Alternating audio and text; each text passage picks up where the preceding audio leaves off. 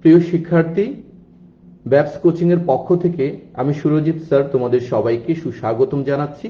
হ্যাঁ, আজকের ক্লাসটি মূলত আরো একটি নতুন হ্যান্ডনোটের উপর, যা তোমাদের জন্য অত্যন্ত গুরুত্বপূর্ণ। মূলত এটি ক্লাস 5 থেকে শুরু করে 12 ক্লাস পর্যন্ত অত্যন্ত গুরুত্বপূর্ণ একটি প্রাইভেট লেটার। তাই আমি বলছি শুরু থেকে শেষ পর্যন্ত তোমরা পুরো ক্লাসটি খুব ভালোভাবে পূর্ণ মনোযোগ দিয়ে বোঝার চেষ্টা করো, তাহলে আমার পরিশ্রম সার্থক হবে এবং তোমাদের পরিশ্রমের সার্থক হবে। তোমরা একটা ভালো নোট বুঝতে পারবে, পরীক্ষায় A+ মার্কস পাবে এবং এটা সব পরীক্ষায় লাগে। এটা একবার শিখে ফেললে এটা একটা তোমার জন্য সম্পদ হয়ে গেল। তো আজকের যে বিষয়টি আমি উল্লেখ করছি সেটা হচ্ছে write a letter to your friend.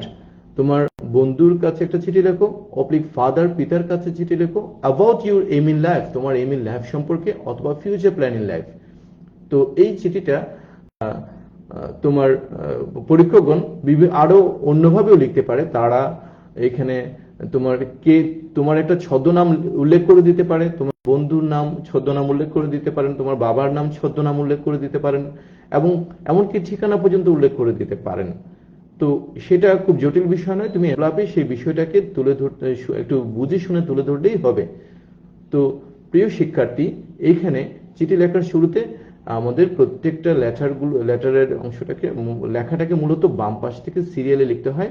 তো এইখানে একটি সংক্ষিপ্ত অ্যাড্রেস দিতে হয় এবং চিঠিটা তুমি যেই সময় লিখছো সেই দিনের একটা তারিখ ফর্মালি আনুষ্ঠানিক মানে একেবারে গুছিয়ে সুন্দরভাবে স্ট্যান্ডার্ড ওয়েতে লিখতে হয়, তাহলেই ভালো মার্কস পাবে। তো এইখানে দেখো লিখেছি, আমি যেদিন নোটটা লিখেছিলাম সেদিনের ডেট লিখেছি। তুমি যেদিন চিঠিটা লিখবে সেদিনের তারিখটা দিবে। যেমন আমি লিখেছি দ্য 13th October 2023, আর একটা সংক্ষিপ্ত অ্যাড্রেস 15/2 ইস্ট বাসাবু, ঢাকা। এখান থেকে আমি চিঠিটা লিখছি। তুমি যেখান থেকে লিখছো সেখানের অ্যাড্রেস দিবে, সংক্ষিপ্ত অ্যাড্রেস। মূল অ্যাড্রেসটা তুমি এনভেলপে দিবে। আর এখানে চিঠিটাতে যেভাবে পরীক্ষকগণ যদি কোনো ছদ্মনাম বা ঠিকানা উল্লেখ করে থাকেন সেটুকু তুমি এনভেলপের মধ্যে তুলে ধরবে একটু বুঝে শুনে, তাহলেই হয়ে গেল। টেনশন করার কিছু নেই। আসো আমরা মূল চিঠিতে চলে যাই। যারা আমার চ্যানেলের সাথে সংযুক্ত আছো তারা বুঝতেই পারছো আমার নোটগুলোর মধ্যে একটা মিল রেখেছি। যেমন চিঠির গ্রিটিংস পার্ট বা শুভেচ্ছা বিনিময়ের অংশ সেটা সবসময় এক রাখার চেষ্টা করেছি। বডি অফ দ্য লেটারে গিয়ে কিছুটা চেঞ্জ করেছি বিভিন্ন বিষয়ে। তো দেখো এইখানে ডিয়ার ফ্রেন্ড, তুমি যাকে লিখছো ডিয়ার ফ্রেন্ড তার নামটা উল্লেখ করে দিতে পারো। হ্যাঁ, আর ডিয়ার ফাদার লিখতে পারো, যাকে লিখো সেভাবে লিখবে। তারপর লিখেছে কি, my heart lifted up with joy when I received your sweet note. অর্থাৎ কি বলা হলো, আমার হৃদয় আনন্দে নেচে উঠল হোয়েন যখন I received your sweet note আমি তোমার সুইট নোটটা পেলাম। প্রিয় শিক্ষার্থী, এখানে লিফটেড আপ উইথ জয় এটা একটা সুন্দর ফ্রেজ। লিফটেড আপ মূলত সেটা হচ্ছে কি আনন্দে নেচে ওঠা অর্থাৎ উদ্দোলিত হওয়া। এটা একটা সুন্দর ফ্রেজ। লেটারের বিভিন্ন অংশে আমি ফ্রেজ ইউজ করার চেষ্টা করেছি যাতে লেটারের বা চিঠির বা লেখার মানটা স্ট্যান্ডার্ডটা বেড়ে যায়। আর ফ্রেজ মানে কি, একাধিক শব্দ যুক্ত হয়ে যখন একটা মাত্র অর্থ প্রকাশ করে তখন তাকে ফ্রেজ বলা হয় এবং এগুলো লেখার স্ট্যান্ডার্ডকে, ইংরেজি ভাষার স্ট্যান্ডার্ডকে বাড়িয়ে দেয়। তো এখানে সুইট নোট বলতে বলা হচ্ছে যে তোমার বাবা বা বন্ধুর চিঠিটাকে, প্রিয় মানুষের চিঠি সবার কাছে সুইট নোট বা প্রিয় কিছু হয়ে থাকে, সেই কারণেই তুমি লেটারকে পার্সনিফাই করে তুমি এখানে সুইট নোট বলছো, অর্থাৎ লেটারকে সুইট নোটের সাথে তুলনা করে দিচ্ছ। আচ্ছা, I am very much happy আমি অত্যন্ত আনন্দিত, টু নো জেনে যে you are all that you are all well in the family. I am also very much happy আমি অত্যন্ত আনন্দিত, টু নো জেনে যে দ্যাট যে ইউ আর অল ওয়েল তোমরা সবাই পরিবারে খুব ভালো আছো। হ্যাঁ, চিঠি নিশ্চয়ই তুমি দূরের কোনো জায়গা থেকে লিখছো, তুমি কোনো হোস্টেল থেকে লিখছো, অথবা তোমার বাবাকে হোস্টেল থেকে লিখছো, অথবা তুমি তোমার বন্ধুকে দূরে কোথাও লিখছো। তাই তোমার বন্ধুর চিঠি পেয়ে তুমি সেটা জেনেছো বিদায় তুমি খুব খুশি হয়েছে বলছো। এখন I am also same here by the grace of almighty আমিও এখানে একই রকম আছি, অর্থাৎ ভালো আছি সৃষ্টিকর্তার দয়ায়। প্রিয় শিক্ষার্থী, তোমরা যদি আমার চ্যানেলে নতুন হয়ে থাকো তাহলে একটি লাইক দাও এবং সাবস্ক্রাইব বাটনে ক্লিক করো আর বেল আইকনে ক্লিক করো, যাতে করে তুমি নোটিফিকেশনস গুলো সহজে পেয়ে যাও। প্রিয় শিক্ষার্থী, এটি মূলত আমার পেইড ক্লাস, কিন্তু আমার অনলাইন স্টুডেন্টসদের জন্য সম্পূর্ণ ফ্রি এবং এটা চলতে থাকবে। আরো অনেক বেটার কিছু তোমাদের জন্য আমি প্রোভাইড করব, আশা করছি তোমরা আমার সঙ্গে থাকো। আসো আমরা এখন চিঠির মূল অংশে চলে যাই।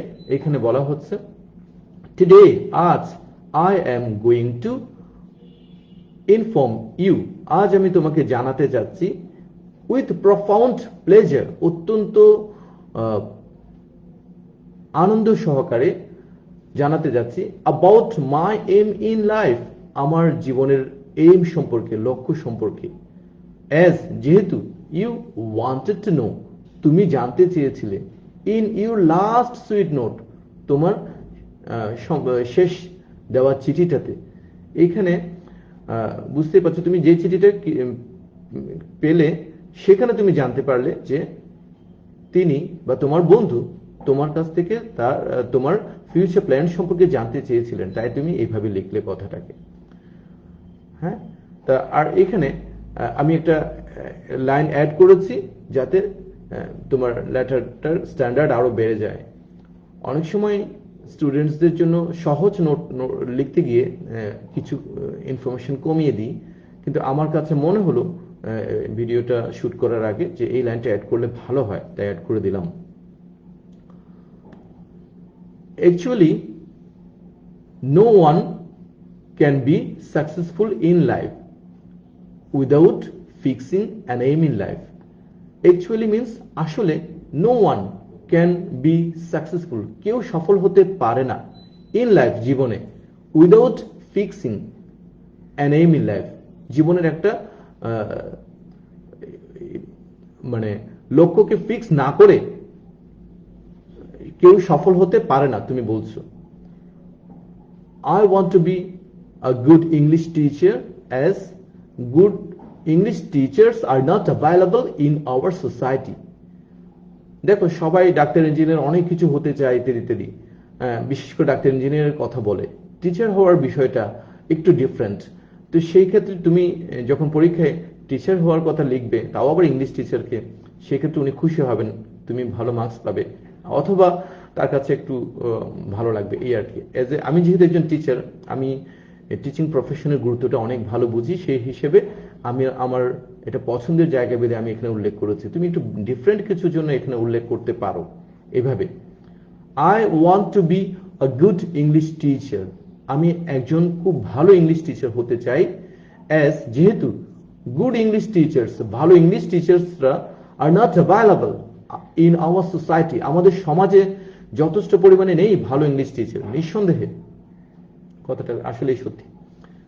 Being a good English teacher, খুব ভালো মানের একজন ইংরেজি শিক্ষক হয়ে, I want to make my students skilled in English so that they can encounter the challenges of globalization. দেখো, এই এক কথায় অনেক গুরুত্বপূর্ণ মেসেজ আমি দিয়ে দেওয়ার চেষ্টা করেছি। Being a good English teacher, খুব ভালো মানের একজন ইংরেজি শিক্ষক হয়ে, আই ওয়ান্ট, আমি চাই, টু মেক মাই স্টুডেন্টস, আমার ছাত্র ছাত্রীদেরকে গঠন করতে, তৈরি করতে, কিভাবে, স্কিলড ইন ইংলিশ, ইংলিশে দক্ষ হিসেবে তৈরি করতে চাই, সো দ্যাট, যাতে করে, দে ক্যান এনকাউন্টার, তারা এনকাউন্টার করতে পারে, মোকাবেলা করতে পারে, দ্য চ্যালেঞ্জেস অফ গ্লোবালাইজেশন, গ্লোবালাইজেশনের চ্যালেঞ্জকে মোকাবেলা করতে পারে। দেখো, এটা সো দ্যাট যুক্ত একটা গ্রামাটিক্যাল প্যাটার্ন। আমি আজকে গ্রামার উল্লেখ করতে বোঝাতে চাচ্ছি না, ভিডিওটা বড় হয়ে যাবে। এগুলো খুব চমৎকার, যখন আমি গ্রামার ক্লাসগুলো নিব তখন তোমরা বুঝতে পারবে কত চমৎকার, কত ইজি। আচ্ছা, এখানে বলা হচ্ছে যে গ্লোবালাইজেশনের চ্যালেঞ্জকে মোকাবেলা যাতে তারা করতে পারে, অর্থাৎ গ্লোবালাইজেশনের চ্যালেঞ্জ কি, দেখো আজকালকার যুগে বা অনেক আগের থেকেই ইংরেজির কোনো বিকল্প নেই। তুমি যদি ওয়ার্ল্ড ওয়াইড কিছু করতে চাও, তুমি যদি দেশে থেকেও যদি ভালো কিছু করতে চাও, তাহলে তোমার ভালো ইংরেজি জানার কোনো বিকল্প নেই, ভালো মানের ইংলিশ জানার কোনো বিকল্প নেই। তো গ্লোবালাইজেশন বলতে বোঝাচ্ছে কি, আমাদের পুরো পৃথিবীটা আসলে একটা গ্লোবালাইজড ওয়ার্ল্ড হয়ে গেল, অর্থাৎ আমরা ইচ্ছা করলেই যে কোনো দেশে যে কোনো মুহূর্তে যে কোনোভাবেই চলে যেতে পারি, যদি কিছু প্রসিডিওর মেনটেন করে যেতে হয়। পুরো পৃথিবীটাকে একটা গ্রামের সাথে তুলনা করা হয়েছে। আমরা যেমন একজন ব্যক্তি পাশের বাড়িতে আমরা যেতে পারি, বা একটা গ্রামের বিভিন্ন গ্রামে বাড়িতে আমরা যে কোনো ভাবে প্রবেশ করতে পারি, আমরা চাইলেই কিন্তু, অর্থাৎ পুরো পৃথিবীটা একটা গ্রামের সাথে তুলনা করা হয়েছে। গ্লোবালাইজেশন বলতে একটা পুরো পৃথিবীটাকে একটা গ্রামের সাথে তুলনা করা হয়েছে। একটা গ্রামে যেমন আমরা একজন আরেকজনের বাড়িতে যে কোনো সময় যে কোনো ভাবে প্রবেশ করতে পারি, যেতে পারি, হ্যাঁ, কিছু নর্মাল প্রসিডিওর মেনটেন করে, সেভাবে পৃথিবীর যে কোনো যুগে তুমি যে কোনো কান্ট্রিতে যেতে পারো, যে কোনো জায়গায় তুমি জব খুঁজে নিতে পারো, তো বা যে কোনো জায়গায় তোমার কর্মসংস্থান তৈরি করতে পারো বা বসবাস করতে পারো। তাই এটাকে গ্লোবালাইজেশন বলা হচ্ছে, বোঝানো হচ্ছে। এবং এই চ্যালেঞ্জটাকে মোকাবেলা করতে গেলে তোমার নিঃসন্দেহে ভালো মানের ইংলিশ জানতে হবে, সেই কথাটাই তুমি এখানে বোঝাতে চেয়েছো। I think this profession will help me to be economically sound, immortal among my students, above all socially dignified. I think, আমি মনে করি, this profession, এই পেশা, এই teaching profession, will help me, আমাকে সাহায্য করবে, টু বি ইকোনমিক্যালি সাউন্ড, অর্থনৈতিকভাবে স্বাবলম্বী বানাতে। কেন? কারণ তুমি যখন ইংলিশ টিচার হবে ভালো মানের, তোমার নিঃসন্দেহে অনেক ইনকামের সুযোগ হবে, এতে কোনো সন্দেহ নেই। আচ্ছা, ইমর্টাল, তুমি শিক্ষা দান করে, ইংরেজি শিক্ষা দান করে তুমি অমর হবে অ্যামাং দ্য স্টুডেন্টস, তোমার ছাত্রছাত্রীদের মাঝে। দেখো, আমি ব্যক্তিগতভাবে একজন প্রফেশনাল টিচার এবং ঢাকা বোর্ডের একজন নিয়মিত প্রধান পরীক্ষক। আমার জীবনে আমি অনেক স্টুডেন্ট তৈরি করেছি, আমার স্টুডেন্টদের হৃদয়ে আমি অবশ্যই আছি, সেটা আমি বিশ্বাস করি এবং আমি এটার প্রতিফলনও দেখতে পাচ্ছি। তো আমি সেই অনুভূতি থেকে এখানে বলছি যে immortal among my students, above all the students, তারপর বলছে কি অ্যাবভ অল সোশ্যালি ডিগনিফাইড, সামাজিকভাবে তুমি মর্যাদান্বিত হবে।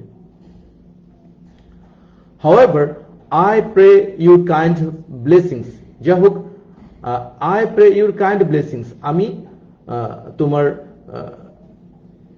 সদয়ে দোয়া প্রার্থনা করছি, so that, যাতে করে I can be successful in life, আমি যাতে জীবনে সফল হতে পারি। তো এখানে এই লাইনটা আমি অ্যাড করেছি যাতে করে তোমার লেটারের স্ট্যান্ডার্ডটা বেড়ে যায়, বা তোমার আরো মানটা যেন আরো বেড়ে যায়। আচ্ছা, no more today, with best regards to your parents and love to all, আজ আর নয়, with best regards to your parents, তোমার বাবা মার প্রতি আমার সালাম, অ্যান্ড লাভ টু অল, এবং অন্যদের প্রতি ভালোবাসা। এইখানে তোমার বন্ধুর কথা বললে সেভাবে লিখতে পারো, আর যদি বাবাকে চিঠি লেখো তাহলে লিখতে পারো with best regards to you, অর্থাৎ বাবা তোমার প্রতি, অ্যান্ড মাদার মায়ের প্রতি, তারপর বলতে পারো above all love to all, সবার প্রতি ভালোবাসা, সর্বোপরি, এভাবে তুমি উল্লেখ করতে পারো। তো এখন আমরা শেষের অংশে চলে যাচ্ছি। সেখানে যে কথাটা উল্লেখ করেছি এখানে হলো কি, ইউ লাভিং ফ্রেন্ড, তুমি চিঠিটা কে লিখছে, ধরে নাও আমি লিখছি সুরজিৎ, আর ফ্রম এখানে পুরো নামটা উল্লেখ করবে যে Surajit Barua, village 15/2 Khanbila, post office Basabu, police station Sabujbag, district Dhaka 1214, এইভাবে তুমি লিখতে পারো ফুল অ্যাড্রেস। এবং তোমার বন্ধু বা হতে পারে তোমার বাবা, বা এখানে সুরজিৎ যে আমার নামটাই উল্লেখ করেছি, আমার বাবা বুধিপাল বড়ুয়া, অথবা আমার ফ্রেন্ড বুধিপাল বড়ুয়া যাকে লিখছি আমি, তো to Budhipal Barua, village GEM officers colony, post office Kathgarh, police station Patenga, district Chittagong. আর ডান পাশে স্ট্যাম্প এইটা লিখতে হবে। আর খামটা মূলত 3 ইঞ্চি বাই 5 ইঞ্চির মধ্যে হয়ে থাকে। তো তো সেভাবে তুমি লিখবে। আশা করি বুঝতে পেরেছো। এতক্ষণ সাথে থাকার জন্য তোমাদের সবাইকে ধন্যবাদ জানিয়ে আজকের ক্লাস এখানে শেষ করছি।